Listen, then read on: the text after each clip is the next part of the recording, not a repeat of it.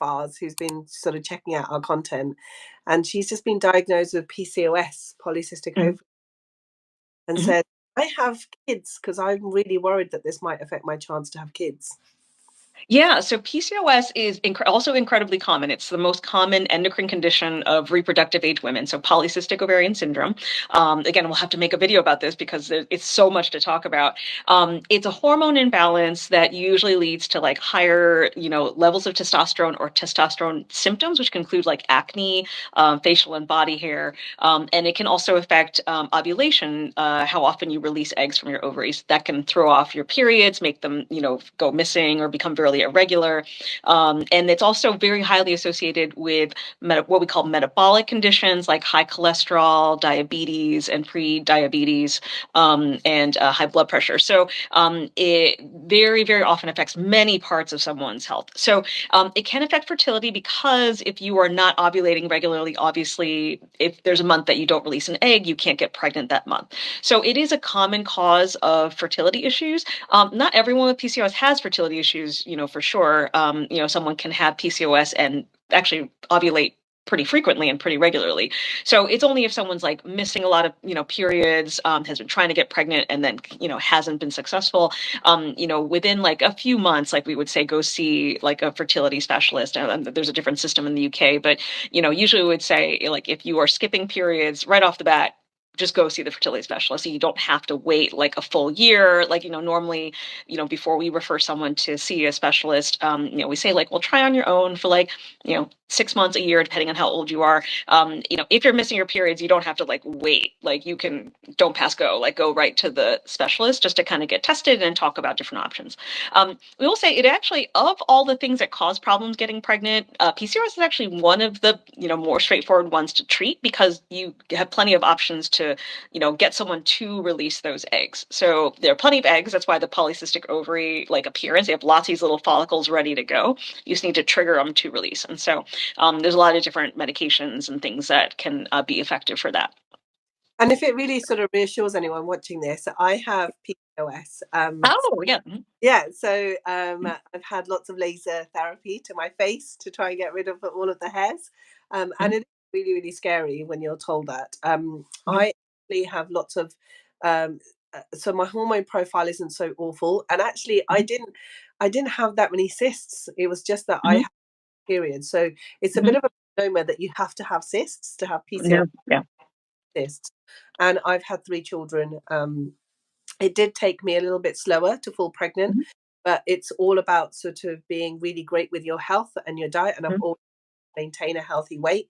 I'm never Mhm. gonna size 8 or a size 10. I'm a size 12, and I've always tried to maintain a size 12. So I know it's going to be everybody's on a different journey with their PCOS, and if it just reassures you even further, Victoria Beckham has Oh, PCOS. that's right. I forgot Yeah, about that. Yeah. has PCOS, and so it is actually 1 in 10 women are affected by, Incredibly common. Yep. Mhm. really common.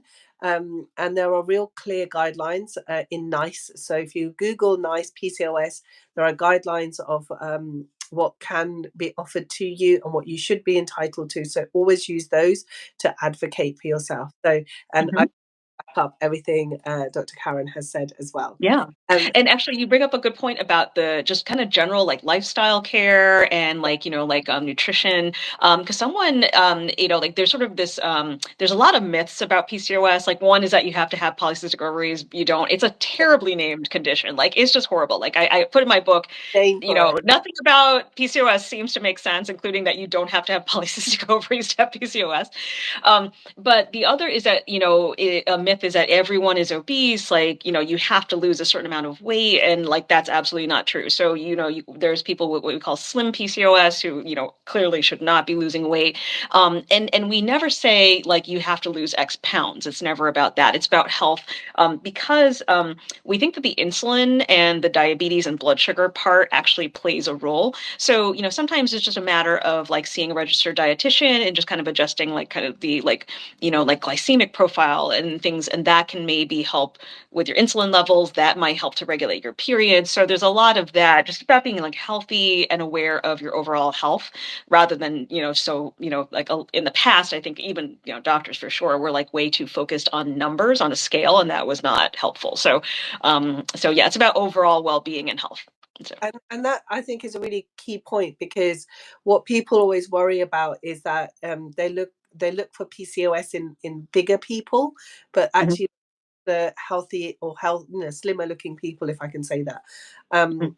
That means that you get underdiagnosed depending on, and we should never use body shape to be the bit that we Right. diagnose. But also, if you are really struggling to lose weight and you're doing everything right, and the mental health is like, I'm the person that's failed, but actually there are more and more data to come through to show that PCOS is probably a genetic factor. Mhm. So that's your genetics, and your body shape is going to be determined by your genetics, because your body is built that way. Not all of us are going the exact same body as whatever we see in the media. So just take that into account as well. So I always say to people, be kind to yourself, talk nicely to Yeah. yourself, is your body shape. And I'm really bad about it, because I see myself on TV and I'm like, oh my god, the double chin is showing. Oh no, you look gorgeous on TV, by the way. Like, it's And like, so, what are you talking about? I totally get that pressure as well. But Yeah. your body is genetically programmed to be a certain shape and size, and that Yeah. comparison shouldn't be there. So thank you so much.